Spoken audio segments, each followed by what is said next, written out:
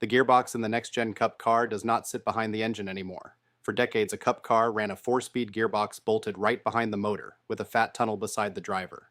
The Next Gen car moved the gears all the way to the back, tucked between the rear wheels.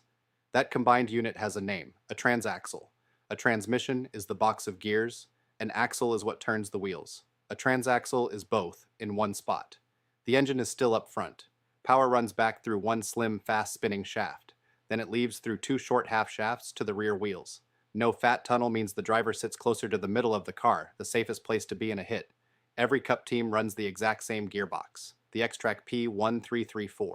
Xtrac is the British company NASCAR named as the single supplier when the Next Gen car debuted in 2022.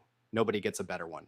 5 forward gears plus reverse. About 172 pounds. Rated to handle roughly 553 pound-feet of torque. It also carries a limited slip differential.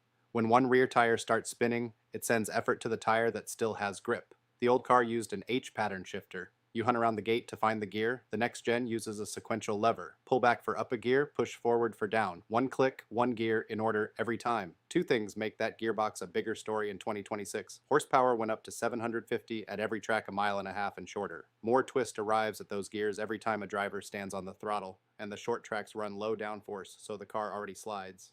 Teams cannot touch the 5 gears inside the box, so they tune the final drive. NASCAR approves a gearing for each track.